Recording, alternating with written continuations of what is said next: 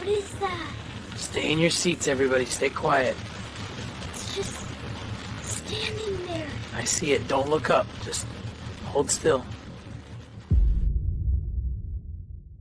The sound Derek Paulson would never forget was that of the first boulder striking the windshield. It was an explosion unlike any he had ever heard, a sound that defied all his accumulated experience with the noises of the world. It wasn't the metallic crumple of a car accident, nor the organic splintering of a falling tree. It was the elemental, brutal sound of stone meeting glass at terminal velocity. A sharp, percussive crack echoed through the bus's cabin, immediately followed by the cascading tinkle of 1,000 safety glass fragments separating from their bonding layer. They sprayed inward like a shower of crystalline rain, transforming the clear barrier between Derek and the mountain road into an opaque, shimmering spiderweb of fractures that completely obscured his vision. But worse than the sound of breaking glass was the scream of tortured metal as the boulder's immense kinetic energy transferred through the bus's frame. Structural members bent and twisted beyond their design tolerances, and the entire vehicle shuddered like a living thing in agony. Derek felt that vibration travel up through the steering wheel, into his hands, his arms, and into his chest, where it seemed to make his heart stutter in its rhythm. The sudden, gut-wrenching weightlessness as the bus lurched uncontrollably toward the cliff edge was the most primal terror Derek had ever known. His inner ear, that ancient system that keeps humans oriented in the world, registered the wrongness immediately. The floor was no longer level. The world was no longer stable. Gravity, which for 42 years had been a constant, reliable friend, pressing him into his seat, suddenly became a malevolent enemy, pulling him and his 16 passengers toward a 300-foot drop. His stomach tried to climb into his throat. His hands, acting on pure instinct, gripped the steering wheel with a crushing force, his knuckles turning white, the tendons in his forearms standing out like steel cables. He tried to correct, to turn left, to do something, anything. But the bus was not responding. Something fundamental in the mechanical linkage between his hands and the front wheels had been damaged or destroyed. His inputs were producing only sluggish, inadequate responses, a horrifying disconnect between intent and action. He would never forget the face he saw on the ridge above. For a fleeting instant, backlit by the afternoon sun beginning its descent toward the western peaks, a shape was visible that Derek's brain initially refused to process. It was too large to be a bear standing upright, too broad-shouldered to be a human, even one bundled in the heaviest winter clothing.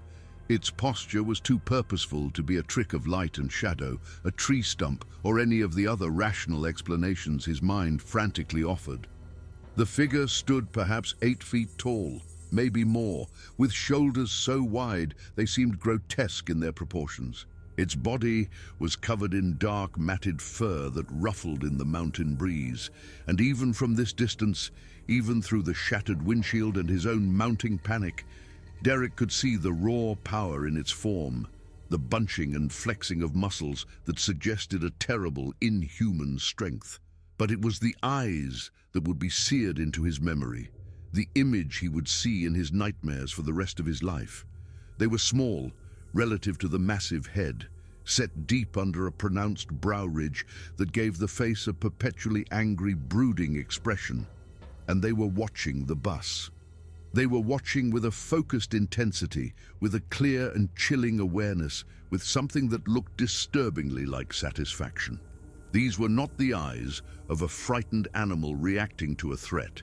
These were the eyes of a predator that had successfully trapped its prey. In the 47 seconds between that first impact and the moment the bus finally, impossibly, stopped moving, Derek Paulson experienced every shade of terror the human mind is capable of processing.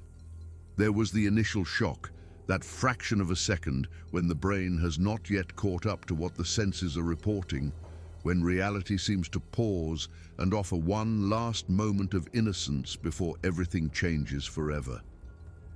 There was the recognition, the horrible, dawning clarity of understanding what was happening and what it meant, the moment when "this is an emergency" became the bone-deep certainty of "I am going to die." There was the desperate, frantic attempt to fix the unfixable, the surge of adrenaline that made time seem to slow down as his senses became preternaturally sharp. The primal belief that if he just tried hard enough, was skilled enough, was strong enough, he could somehow reverse the laws of physics that were dragging them toward the void. There was the acceptance, cold and final, when he realized his efforts were useless, that the bus was going over the cliff, that everyone aboard was about to plunge to the rocks and water below, and there was absolutely nothing he could do to prevent it. And finally, impossibly, there was the faint, flickering ember of hope that ignited when the bus stopped, when the rear wheels caught on something and held, when death retreated just far enough to make survival seem possible again. The creature that threw those boulders was not hiding anymore. Derek understood this with an absolute, instinctual certainty, though he could not have explained how he knew. There are instincts buried deep in the human brain, holdovers from a time when our ancestors were prey, when they had to interpret the intentions of predators through subtle cues of posture and movement. Those instincts were screaming at Derek now, filling him with the knowledge that this attack was deliberate, purposeful, and personal. The creature had chosen to reveal itself. It had chosen to attack this particular vehicle at this particular time, in this particular place. It was hunting, and the hunt was not about food or territory or self-defense. The hunt was about dominance, elimination, and sending a message written in violence and terror. When the bus finally came to rest, its front wheels hanging over a 300-foot drop into the Snake River Canyon, suspended in an impossible balance that could not possibly last, Derek realized with cold certainty that the falling rocks were not the end of their nightmare. They were just the beginning. The creature was still there on the ridge above them, still watching, still in control of the situation. It had the high ground, the element of surprise, overwhelming physical strength, and the home terrain advantage. The humans were trapped in a metal box that was barely clinging to the earth, injured, terrified, and helpless. The hunt was not over. The creature was simply deciding how it wanted to finish what it had started. What happened on that remote stretch of mountain road in eastern Idaho would haunt every survivor for the rest of their lives, but no one would ever believe them. Their stories would be dismissed as hallucinations brought on by trauma, as misidentifications of natural phenomena, as the product of stress and fear and the human tendency to see patterns where none exist. The physical evidence would be interpreted to support a narrative of an accidental rockslide and driver error, a tragedy caused by bad luck and aging infrastructure rather than deliberate violence from an impossible creature. Gradually, as months turned to years, the survivors would learn to stop talking about what they had seen, would learn to accept the polite skepticism and pitying looks, would learn to keep their truth locked away where it could not harm their credibility or their sanity, but knowing that no one believed them did not make the memories any less real. It did not make the nightmares stop. It did not erase the bone-deep certainty that something ancient and evil lived in those mountains, something that killed for reasons humans could not understand. No physical evidence would remain except shattered glass, crushed metal, and the traumatized memories of ordinary people who encountered something that should not exist. The boulders scattered on the road could have come from anywhere, were not unusual in an area where rock slides happened regularly. The damage to the bus could be explained by impact and the subsequent fall, requiring no supernatural agent to account for the pattern of destruction. Tom Richardson's photographs, which should have been irrefutable proof, would be corrupted beyond recovery. The digital files showing nothing but static where the creature should have been. The forest itself would keep its secrets, showing no tracks, no scat, no hair samples, no DNA evidence that scientists could analyze and confirm. The creature would simply vanish back into the wilderness from which it had emerged, leaving behind only questions that had no acceptable answers. This is what really happened on September 14th, when a regional tour bus carrying 16 passengers and one driver took a scenic route through the Sawtooth Mountains of Idaho, and something ancient and malevolent decided they had trespassed too far into its territory. This is the story that should have been front-page news, that should have prompted scientific expeditions and government investigations, a fundamental reassessment of what species might share this continent with humanity. But it is not that story. It is only a memory carried by 17 people who will never fully recover from what they experienced, who will never be able to make anyone else understand the depth of the terror they felt, who will spend the rest of their lives looking over their shoulders and wondering if something is watching them from the shadows. This is the truth that no one wants to hear. This is what happened when Derek Paulson drove his bus into the wrong place at the wrong time, and a monster decided to kill them all. Derek Paulson had been driving tour buses through the mountain regions of Idaho, Montana, and Wyoming for 11 years. At 42, he had logged over 400,000 miles on treacherous roads, navigating through blizzards, thunderstorms, and winds strong enough to push a vehicle sideways. He'd dealt with rock slides, washouts, and roads that seemed to crumble away beneath his tires. He prided himself on a spotless safety record, a source of professional pride he guarded jealously. Before this, he'd worked construction, his 6'2" frame and calloused hands a testament to a life of physical labor. He was a practical man, the kind of person you wanted in charge during an emergency, his weathered face and steady, dark brown eyes inspiring a quiet confidence in his passengers. The mountains were his office, but also his sanctuary.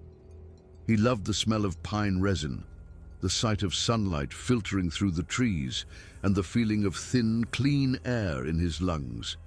He believed the wilderness had healing properties, and he considered it a privilege to guide people through these transformative landscapes. The tour he was running was a 7-day Wild West wilderness experience. The 16 passengers were a typical mix. In the front sat Harold and Evelyn Mitchell, a couple in their 70s from Florida, holding hands with the unconscious ease of 50 years of marriage. Harold, with his thick glasses and insatiable curiosity, asked endless questions about geology and wildlife, while Evelyn knitted a blanket for their first great-grandchild, her kind smile and gentle inquiries making her the emotional heart of the group. Behind them were Patricia and Susan Reeves, sisters from Ohio, celebrating Patricia's recent divorce. Patricia, sharp-witted and sarcastic to mask her hurt, was still new to her freedom, while Susan, a career nurse who had never married, met the world with a loud, infectious laugh. There was also a young couple on their honeymoon, James and Emily Thornton. At 26, they were so deeply in love it was almost painful for others to watch. James, a middle school science teacher, and Emily, a watercolor artist who sketched constantly, treated every moment as a precious adventure. In the back, 3 college students from Seattle, Tyler, the ringleader with his expensive camera, Chloe with her fading purple hair, and the quiet Brandon, treated the wilderness primarily as a backdrop for their social media, their initial indifference slowly giving way to a grudging respect for the scenery as cell service vanished. Jennifer Carson, a single mother of 2, was there to fulfill a promise to her late husband, who had always wanted his children to see the mountains. She watched over 10-year-old Sophie, a quiet artist who communicated through her sketchbook, and 12-year-old Dylan, whose boundless energy and fascination with dangerous animals kept Derek on his toes. A businessman named Robert Chen spent most of the trip on his laptop, a man physically present but mentally absent, trapped in a world of emails and phone calls. Two retired teachers from Oregon, sisters Margaret and Alice Wu, knitted in companionable silence, their calm serenity a soothing presence on the bus. And finally, there was Tom Richardson, a professional wildlife photographer in his early 50s. Lean and weather-beaten, with intense blue eyes, he carried thousands of dollars of camera gear and possessed an almost supernatural ability to spot animals others missed, his quiet expertise earning Derek's deep respect. These were the 16 lives entrusted to Derek's care.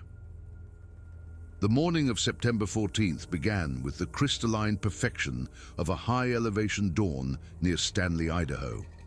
After his routine pre-trip inspection, finding the bus in perfect working order, Derek welcomed his passengers aboard. The mood was light, a relaxed camaraderie born of a week of shared experiences.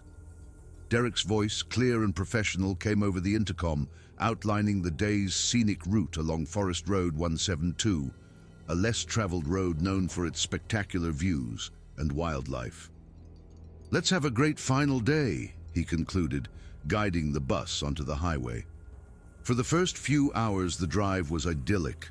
The road climbed, narrowing as it wound deeper into the mountains, the pavement giving way to packed gravel. The world outside was a stunning panorama of granite peaks and dense pine forests. Then, around 11:30, Derek noticed an unsettling quiet. The normal chorus of the forest, the birds, the rustling of small animals, had ceased. There was only the rumble of the engine and the crunch of tires on gravel. A low-level unease settled over him. Then the smell hit. It came through his open window like a physical assault, a nauseating stench of concentrated rot, sharp ammonia, and something else. Something wild and viscerally wrong. He quickly rolled up his window, but the odor had already invaded the bus, causing passengers to gag and cover their faces. "Sorry about that, folks," Derek said, his voice tight. "Must be a deceased animal." He accelerated, trying to outrun the smell, when a new sound froze his blood. From the ridge to their left came a deep, guttural roar, a sound that was not bear or cougar or wolf, a vocalization so loud and aggressive it vibrated through the bus itself. Before anyone could fully process it, the first boulder dropped from the ridge, smashing into the road 15 feet in front of them. Derek slammed on the brakes, but it was too late. Another boulder, larger than the first, struck the left front corner of the bus with the force of a bomb. The world dissolved into the sound of the exploding windshield and screaming metal. Derek felt a sharp blow to his head as the bus, its steering crippled, veered violently toward the cliff edge. More boulders rained down, a deliberate, targeted bombardment. Through the shattered glass, he saw it. The massive, dark figure on the ridge, aiming, throwing. The bus crashed through the flimsy wooden guardrail. The front end went over the edge. Derek felt the floor tilt, felt gravity take hold, and in a moment of absolute clarity, knew they were going to die. Then, miraculously, the bus stopped. The rear wheels had snagged on a rise in the road, leaving them balanced precariously. The front half of the vehicle suspended over a 300-foot drop.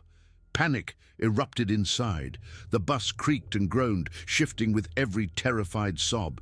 "Nobody move!" Derek yelled, his voice weak. Through the broken windows, the horrific smell returned, stronger than ever, and with it a new sound, heavy footsteps on gravel descending from the ridge. Derek turned his head and saw it clearly for the first time. Standing 20 feet away was the creature, 8 feet tall, covered in filthy dark fur, its ape-like face a mask of predatory intelligence. As he watched in frozen horror, it effortlessly lifted a 100-pound boulder. "Everyone to the back!" Derek screamed, his voice finally breaking through the terror. "Emergency exit, get out!" The desperate scramble began. Passengers climbed over seats, pushing toward the rear. Tyler kicked open the rear emergency door. The movement caused the bus to rock, tilting another few inches toward the void. The creature threw the boulder. It smashed into the side of the bus, caving in the metal wall and sending people sprawling, the impact pushing them closer to the tipping point. James Thornton forced open a roof hatch, and people began pulling each other out onto the roof. The bus was groaning, sliding. Derek shoved the last few passengers toward the exits. Tom Richardson was still at a window, his camera raised, his professional instincts overriding his fear. Derek grabbed him, dragging him toward the back as another boulder obliterated the driver's seat. The bus began its final sickening tilt forward. It was falling. Derek pushed off a seat back, grabbing the frame of the roof hatch. Strong hands pulled him and Tom up and out onto the roof, just as the bus went vertical. "Jump!" Derek screamed, launching himself toward the road. He hit the gravel hard, rolling, the world spinning. Behind him, the bus made a final grinding screech and then plunged into the canyon, its impact a thunderous roar of destruction that echoed off the rock walls. Derek lay on the road, bleeding and broken, and forced his head up. The creature was there, standing on the ridge above, silhouetted against the sky. It watched them for a long moment, its posture conveying a chilling message of contempt and warning. Then it turned and melted back into the forest, leaving behind only devastation and a silence filled with the terrified sobs of the survivors. Derek's last conscious thought before the darkness took him was the sound of young Dylan Carson's voice, small and trembling. What was that thing? Derek woke in a hospital 3 days later. He learned how the survivors had huddled together on that remote road for 2 nights, led by Harold Mitchell, the quiet retiree who turned out to be a former Marine. They had been terrorized by the creature, which circled their makeshift camp in the darkness, its guttural calls and heavy footsteps, a constant menacing presence. They were finally rescued by a helicopter crew that spotted the wreckage. The official investigation concluded that a natural rock slide had caused the accident, and Derek had lost control. The survivors' unified testimony of a creature throwing boulders was dismissed as mass hysteria, a shared delusion brought on by trauma. Tom Richardson's photographs, which should have been their proof, were inexplicably corrupted. Every file containing an image of the creature was nothing but digital static. Derek was fired. The survivors scattered, each carrying their own deep psychological scars. Derek moved to Phoenix, as far from the mountains as he could get, but he could not escape the nightmares. He knew the truth. He had seen the creature's face, had looked into its intelligent, malevolent eyes. He knew that something ancient and terrible lived in those mountains, something that hated them for no reason they could ever understand. And he knew, with a certainty that chilled him to his core, that no one would ever believe him. He would carry that truth and that terror for the rest of his life.